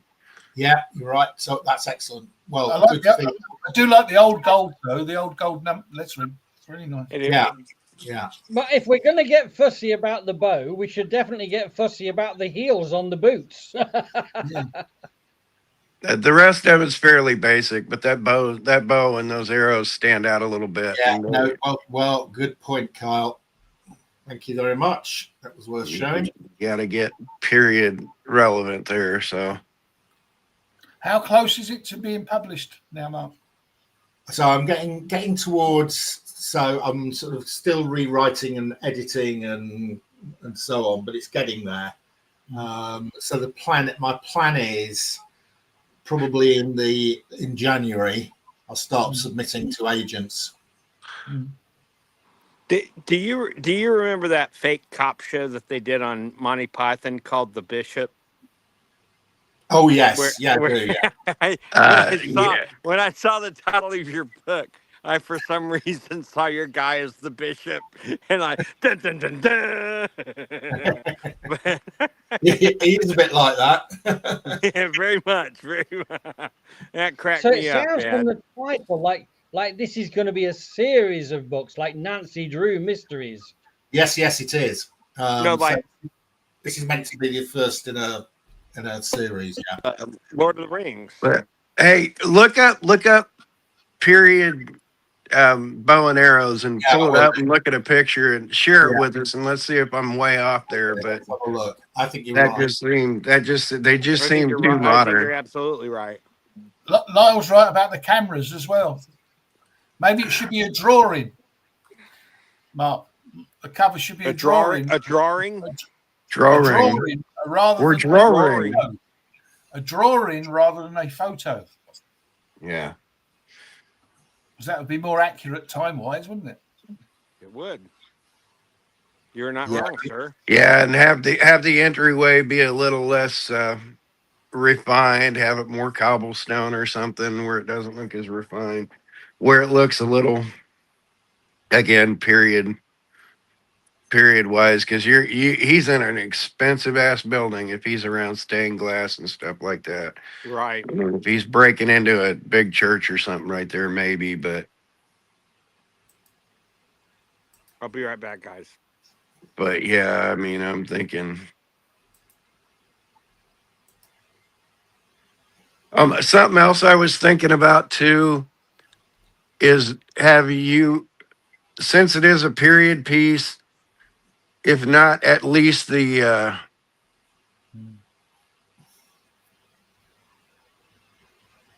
okay, now why do I see curved ones behind the front one?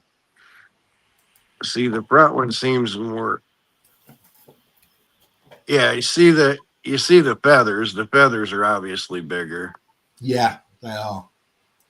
No, I mean if they had an arch like, see now there's the singular arch. There Yeah. aren't divots, and there you go. There you go. That's period specific right there. That first one, yeah. See, it's a single piece in single curvature. They don't have multiple curvatures on it.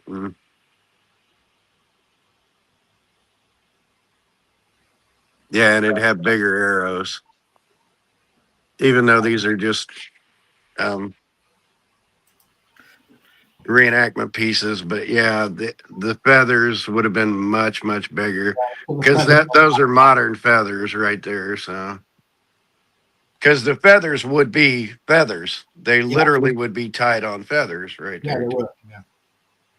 Yeah.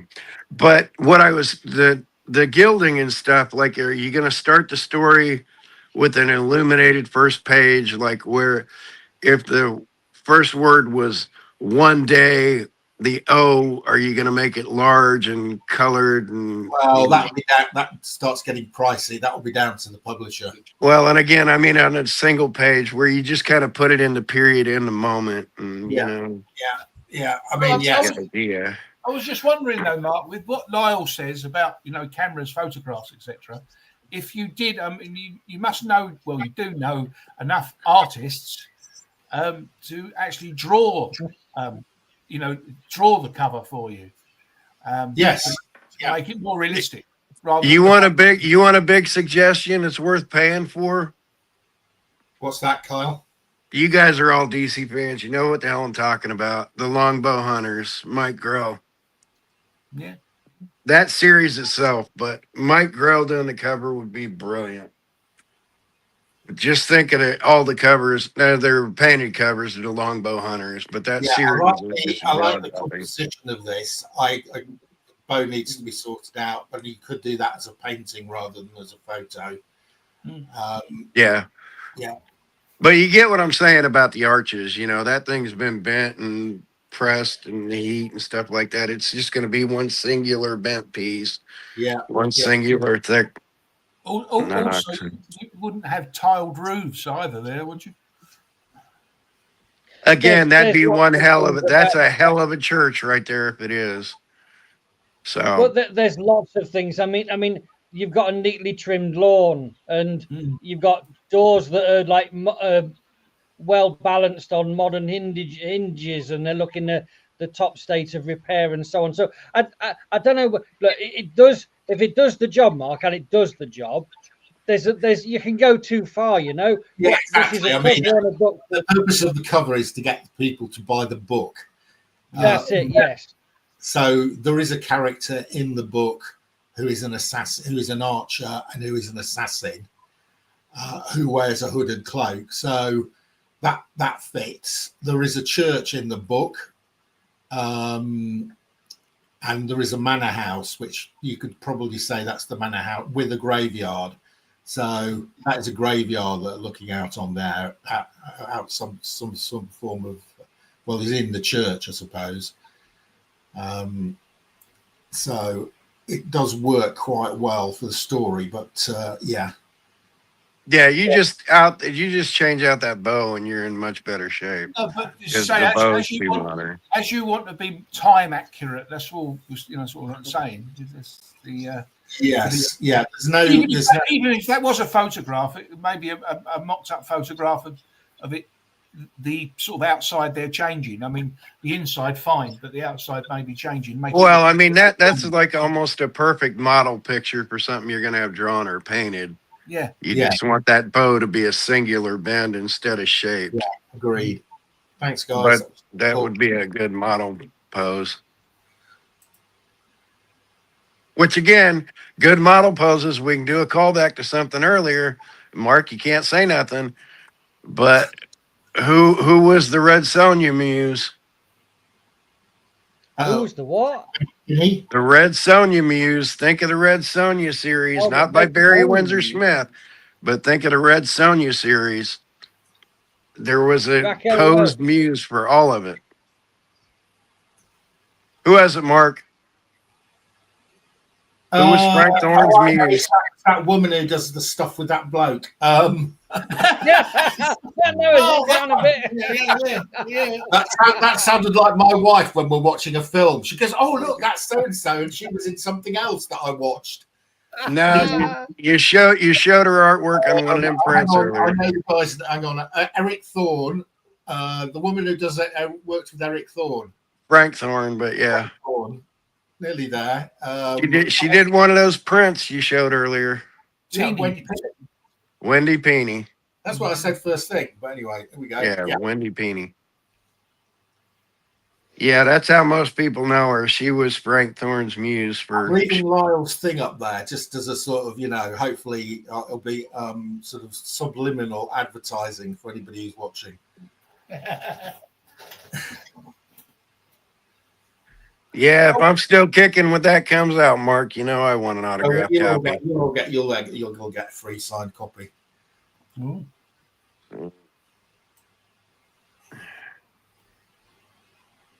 And I think she's upstairs at the moment. Is that in the post? I don't want to say in case my wife's right outside that door. Play, Kyle. Okay. I just want to keep an eye out for it because I'm trying to keep a lid on it. I showed my grandson what they were, and he was kind of mildly impressed. And I was like, I just saw those and thought of my wife and grandson, and was like, or my wife and son. I was like, yeah, they'll be blown away by that. Yeah, it's nice. Good idea. Hi, Tempest. Evening. Hey, Steve. It's so rare when you see something and you just like, because now we're older, it's so rare to see something and go, yes, that's that kid. It's so easy for my granddaughter because she's like less than 3 years old. Oh, she'll love that. She'll love that. Once the kids get older, it's like that'll mean something to them or they'll love it. That happens so infrequently. And I was telling my wife, I was like, I saw that. And I was like, that's you and Andrew. End of discussion. She's like, how'd you do it? I said, I'll never tell you, and I won't tell you what it is, but you'll know when you see it. Yeah. It's you. So, Mr. Tempest from Mars, how the devil are you? All right, thanks. Can I just say, Tempest, thank you very much, by the way. If it weren't for you, that video I did, the thought bubble video, I'd never have been able to make. Because the link that you gave me, because I think I used 38 tracks on that to make it. Right. And I would never have been able to make it if I'd have been stuck with the one that I did have, which had like one track. I never got around to using that many. No, yeah, Terry, speaking from advice, you should never have a one-track mind. Have a 38 track. No. But no, as I said, if it hadn't been for that, the one that you sent me, I would never have been able to make that. Well, I mean, to be honest, I wouldn't have never been able to make several of the videos I've made recently with that sort of thing. But as I said, that was the most I've gone up to. I don't know how many it does go up to. That's the most I've used to get that done. It was good fun eventually once I got it all in order. Tempest's t-shirt is very on theme. Mm. And while I'm thinking of it, I can guarantee you that picture Bill showed. You guys have seen those in-room paper cutters, right? The big industrial ones that you can have print shops or art classrooms. Yeah. Somebody took a Sensation Comics #1 famous first edition, laid it on that and cut that, and somebody just made $6,000 off of one of those. So what we're saying here then is that's from this. Well, according to them, I mean, I don't know, but I don't see how. Open it up. I don't understand how that could I don't. This is interesting. Yeah, open it up because it's huge. So the entire comic, you're missing half of the. Yeah. Unless you don't look inside. Did you see the inside of the comic in those pictures, or was it all outside? It's just somebody put it on Facebook and showed that. But whether it, hold on, I get it, because I get it. People are saying that. People are saying that's tell. What it is, but I don't think it is. I don't think it's not come. If it is something else, it's not come from that. Sure. There has been a reprint of that. I've got it. We cannot tell from that photograph how big that comic in the image is. Or the So inside basically, of it. That's Or true. the inside of you it. could use this. You could use, but if they'd put a ruler down on the table when they took the photo, it would totally give it away. Yep. But you'd also have to somehow create a new, because even the edge of the comic is like away from the edge of the cover. But then the person that bought it can't have looked inside because you're missing just half shows of the front cover. Shows that It just shows. It just it does not show any interior in those pictures. The interior shows the front cover, doesn't it? That's the front cover. So that's what they're using. So they ripped off the outer cover. They've ripped off the outer cover completely, and they took a photo of that. You reckon they took that then? And they're pretending that it's, because there's no scale. There's no I know Golden Age comics used to be big, but they didn't use to be. I mean, fair enough then, if that's what they've done. No, but you can't tell that. You can't tell that from the image. You must be an idiot to have spent $6,000 on that one. Yeah. And look at the photos in that picture. And then I sent the thing inside the group chat that says they've been warning people for 30, 40 years about that. You take it off, it's like no value whatsoever. And they trim it up and they do things, and it's sold for $6,000 like that. And that header is like, wow, nice old DC comic. It's like there's a sucker born every minute. And that scam's been going on for decades. No, I saw it on the Action Comics one that's in those first editions. I saw that one on eBay a couple of 3 years ago, and some idiot had paid about £7,500 for one, and it was one of them first editions. Exactly what Darren's saying, because they didn't put a ruler by the side of it, there was no perspective of how big it was, and so they were basically buying, that without the cardboard cover. And if the wording somewhere in that says RP or some obscure thing anywhere, they'll cover their bases on that. That says, nope, that's not what I sold. Yeah. Oh, yeah. And it is antique because it's over 50 years old, and there's all kind of loopholes. But there's a snowball's chance in hell that was for $6,000. That's the first appearance. That's the first appearance of Wildcat. That's the first appearance of who else is a first appearance in that? Yeah, that's a $40,000 book all day long. So it reminded me of my biggest heartbreak. All you got to do is rip the covers off, and you'll be $100,000 richer. Well, it's worth a try, isn't it? Well, I need to rough it up. Just change your eBay address. You might not see me for a while. But yeah, another dead giveaway to me is not a single one of those showed the interior pages. There were like 7 photos there, and it was all outside shots. Nothing was interior. You'd think if you were spending that much, you'd at least ask to see. Well, there was 85 people bid, or there was 85 bids on that as well. So, I mean, even if that was, I don't know, 10 people bidding, 8 times, that's still 10 idiots. I can't walk out my front door and throw a rock and not hit 10 fucking idiots. Literally. I can't walk out my front door and not hit 10 fucking idiots. Well, it's the same pretty much everywhere, Kyle. Because the thing is that if that was the real thing, it would have gone for a hell of a lot more than $6,000. I'll tell you guys a horror story and a half right here that it broke my heart because I kept trying to coax my wife into it. And I found out the backstory before they pulled the auction. There was an eBay auction, buy it now, $200 for a Fantastic Four #1. In raw, it was raw and it was in damn good shape, probably a 6 or a 7 easy. $200.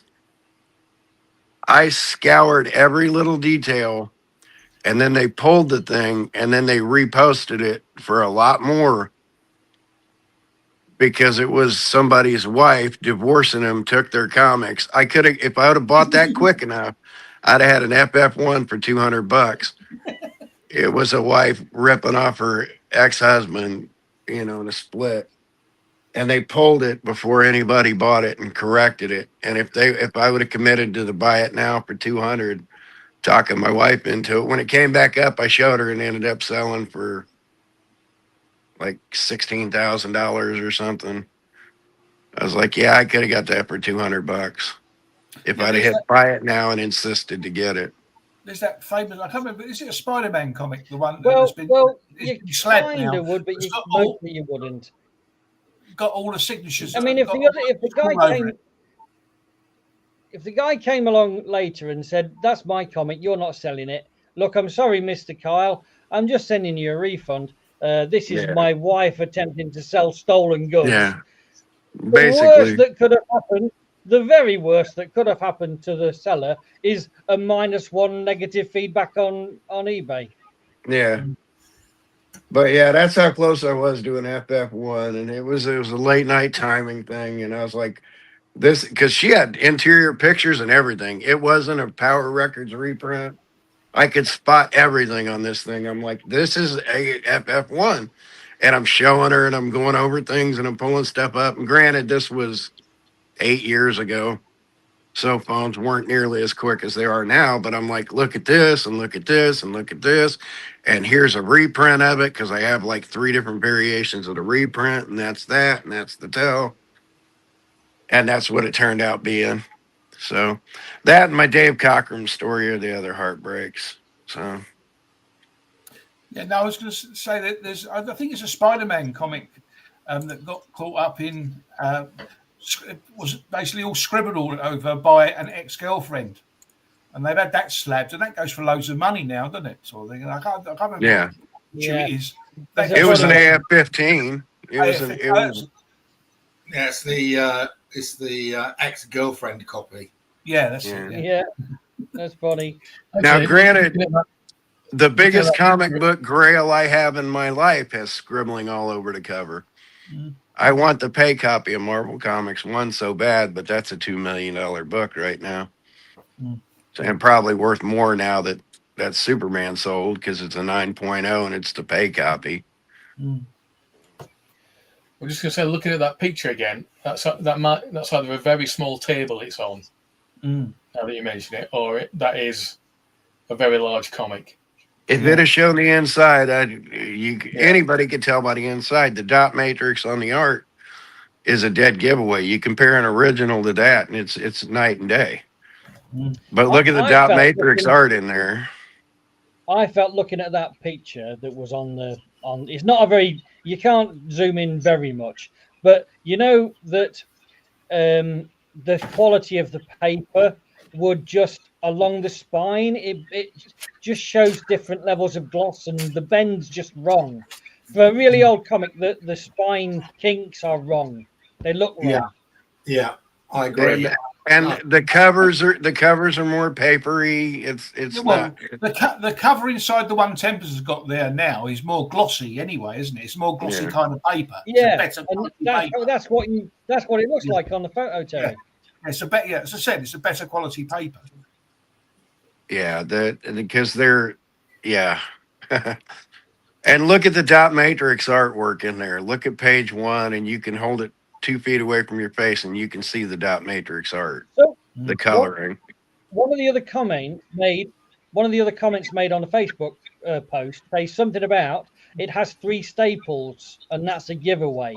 So I think the one that you're holding, Tempest, has got 3 staples in, and the original one maybe had 2. I'm not sure. Yeah. It was 1942. Odds are it only had 1 staple in it. The 3 staple mark.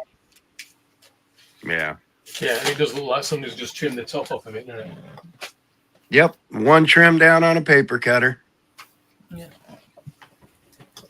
Just nothing to it. And that scam's as old as those comics. That scam's been going on since 1974. Tempest, have you got any comics to annoy me with this week? I've got some stuff, but I don't think you'll be annoyed by them because I don't think there'll be things you'll be interested in, Mark. Okay. You gonna show us all the marbles in your collection? Those great marbles, your great marble collection. Kevin? Oh, superhero special. Oh, that's cool. That's very cool. It's quite nice, yeah. And then the second one. These are little digests. Cool. Those Marvel UK digests. These are Archie ones. Oh, Archie Digest. Oh, okay. It's, Super TV Heroes issue 4. Hercules. Yeah, that's just been reprinted, isn't it? Or not reprinted, just done a new thing for Hercules, isn't there? Recently, there was a mini series out. There's Blastoff presents the 3 Rocketeers. Who's the publisher on that? It's Harvey. It's a Harvey thriller. See that? Wow. Yeah, that last one you showed. What? Put that up again. Is that TV Superheroes? Yeah, TV Superheroes. That's a pricey ass book right there. I know issue 1's kind of pricey, isn't it?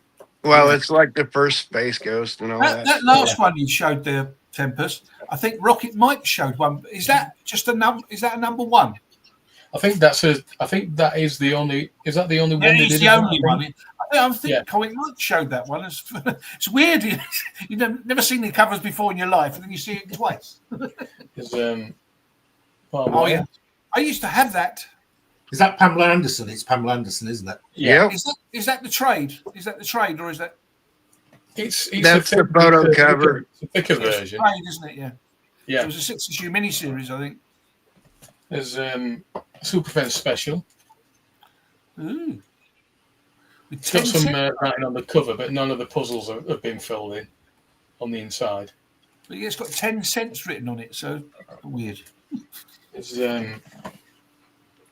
that's a flea market sale. Oh, I like that one. I think this might be I got that one issue for the movie adaptation. I think this might be the full thing in a collected volume. And what was Sam Jones there before he was an actor? He was a sports guy, wasn't he? A baseball. Nope. Come on, Mark. You know, if I'm asking, what was he? I do know this. Wasn't he a bodybuilder? He was a model. He was a male model, wasn't he? No, he has to be in the military. Playgirl. He was in Playgirl. Oh, Darren's on it. Darren's on it. He's got to be a Marine if Carl's talking about him. That's what it is. He was a Marine. I got 8 issues of Sectors.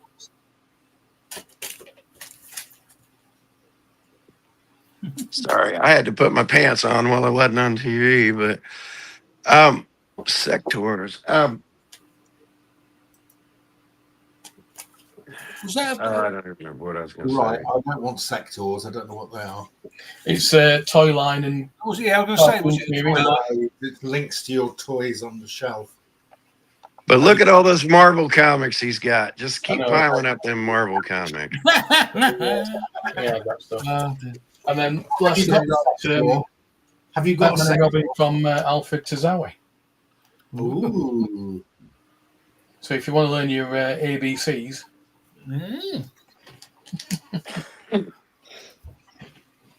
that's it. Have you got make a good title for a new video, Tempest? Steve, have you got a Sector toy? I believe it or not, I haven't. No. Oh, well, I have actually. There's 2 up in the top corners up there. But they're newer ones, not the original ones. All right. Oh, and I remember my train of thought. The why I'm hyping the Marine stuff so much is because the world's example of one is a big shit stain. So that I'm trying to, to tie back to that other shit stain I talked about popping in the face. His second in command shit stain is the same way, and disgraces my fucking uniform. Just seen those clearer. I hadn't seen them. Is that the Yellow Submarine? Beatles Yellow Submarine you got up there? Those, the McFarlane figures. Yeah. Is that the full set, or? I think. I don't know how many there were. But... They have done like releases in different packaging. Right. And show callback. Did they actually do the Yellow Submarine? No. Well, you get the Yellow Submarine in with George over in the corner. I see. And a callback to earlier in the show, since it was relevant to what Mark was showing earlier. See who has a memory bank going back an hour or two. Who gave Todd McFarlane his break in the comic industry? Jim Shooter. He was one of those comic artists that Mark showed up on one of his portfolio pages. Or well, he understudied him. Tim Truman, one of the artists there. Didn't know Tim that. Truman and Steve Leoloa and stuff. They gave him a break. Hi, whoever you are. Eclipse is where Todd McFarlane started. And that ties back into his McFarlane toys because McFarlane got so big. I do collect Yellow Submarine bits when I can. What you just showed there, was that the what they call them, the glove. meanies? That was the glove, yeah. Of the meanies. Yeah. Meanies? Yeah. Oh, guys, I didn't show you this last week. Right. So when I was at Thought Bubble a couple of years ago, there was an artist that used to go to Thought Bubble called Jim Medway. I think I might have shown you this before. And he did I asked him to do me a cover with, I gave him a blank cover and I said, I want Lockjaw taking a piss.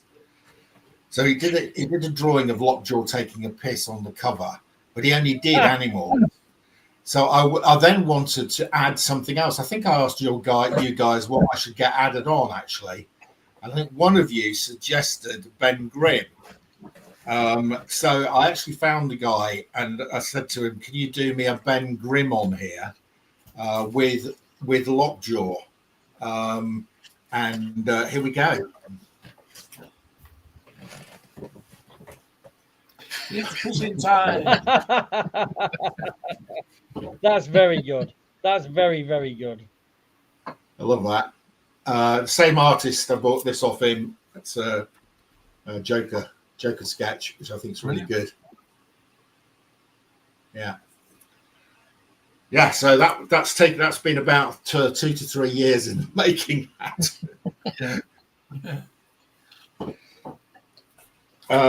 The other thing I'd like to show you is this is a bit strange. So and there's some boobies here. So if you're not age appropriate for looking at boobies, please switch off. Boobies. I better blank my screen. I'll see you next week then. Say, I know who PSG is now.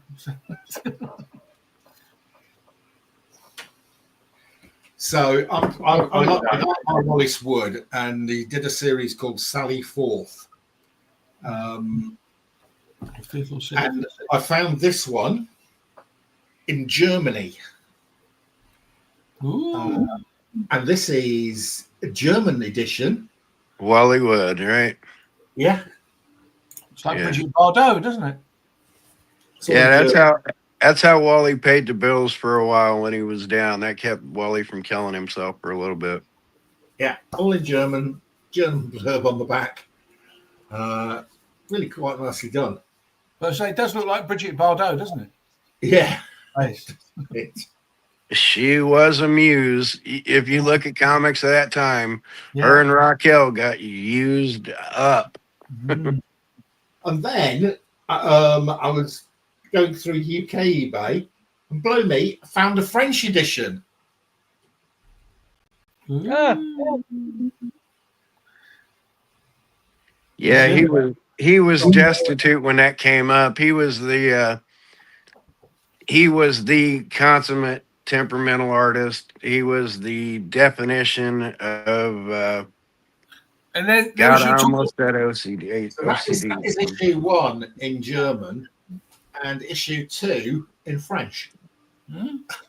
Say, Carl, you were talking about pixels earlier. They're far nicer looking pixels, though. Yeah, there you go. No, but he was the oh goddamn. Why am I drawing a blank on that malady? Where they're happy 1 minute, euphoric 1 minute, angry the next. Bipolar. Bipolar. He was one's in black and white. Wally Wood was a walking bipolar disorder. Just walking, talking bipolar disorder. The artist temperament and everything. He was the king of the world 1 minute, and he was destitute before he got that Sally Forth gig, and that paid him well. And he got handed his roses for a little bit and loved it, and then went destitute again. Then became popular again, then went destitute again and gave up. Did he God. Did he commit suicide, Kyle? Yeah, he kissed a shotgun in 1981. Yeah. I can say it a million times. I knew the guy, so the guy I knew and the guy that did that art were two totally different people. Oh, it's Psychosonic Squirt Gun. Of course it is. Yeah. That's all I know. He's great. Yeah. He does some fantastic stuff. In fact, I need to go and catch up with his stuff. Yeah, I've worked out who he is now as well. Brilliant. Have you watched any of his stuff, Terry?